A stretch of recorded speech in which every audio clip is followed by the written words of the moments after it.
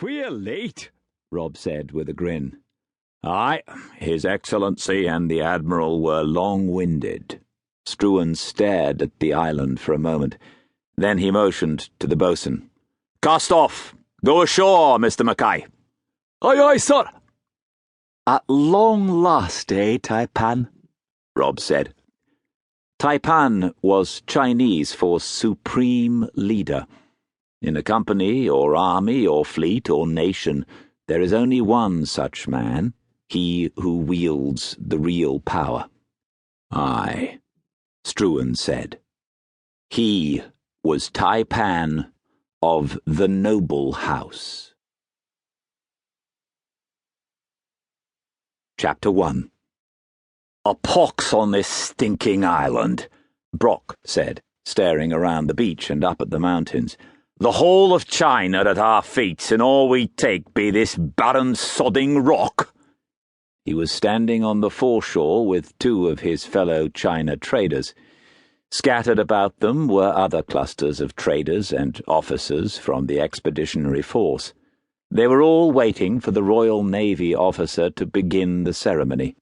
An honour guard of 20 Marines was drawn up in 2 neat lines beside the flagpole, the scarlet of their uniforms a sudden splash of colour.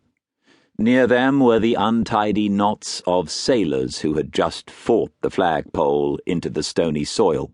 8 bells were time to raise the flag, Brock said, his voice rasping with impatience. It be an hour past. What's God-rotting delay for?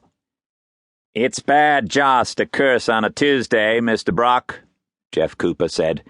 He was a lean, hook-nosed American from Boston, his frock coat black and his felt top hat set at a jaunty angle. Very bad. Cooper's partner, Wilf Tillman, stiffened slightly, feeling the underlying edge to the younger man's nasal voice. He was thick-set and ruddy, and came from Alabama. I'll tell thee right smartly, this whole god-rotting fly-speck be bad joss, Brock said. Joss was a Chinese word that meant luck and fate and God and the devil combined. God-rotting bad.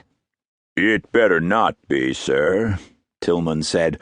The future of the China trade's here now. Good joss or bad joss. Brock stared down at him.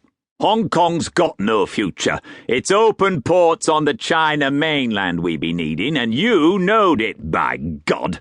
The harbour's the best in these waters, Cooper said. Plenty of room to careen and refit all our ships. Plenty of room to build our homes and warehouses, and no Chinese interference at long last.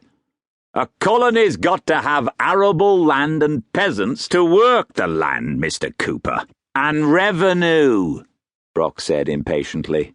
I be walking all over, and so have you. Not a crop'll grow here. There be no fields or streams, no grazing land, so no meat and no spuds. Everything we be needin'll have to come by sea. Think of the cost. Why, even the fishing be rotten. And who's to pay upkeep of Hong Kong, eh? Us and our trade, by God. Oh, that's the sort of colony you want, Mr. Brock? Cooper said. I thought the British Empire, he spat deftly to windward, had enough of that sort of colony. Brock's hand strayed near his knife. Be you spitting to clear your throat or spitting on the Empire? Tyler Brock was nearing 50, a big, one-eyed man as hard and as permanent as the iron he had been forced to peddle in Liverpool as a youth, and as strong and as dangerous as the fighting merchant ships he had escaped to, and at length had come to rule as head of Brock & Sons. His clothes were rich, and the knife at his belt was jewelled. His beard was greying, like his hair. It's a cold day, Mr. Brock, Tillman said quickly, inwardly angry at his young partner's loose tongue. Brock was no man to bait, and they could not afford open enmity with him yet. Plenty of chill on the wind, eh, Jeff? Cooper nodded briefly, but he did not take his eyes off Brock. He had no knife, but there was a derringer in his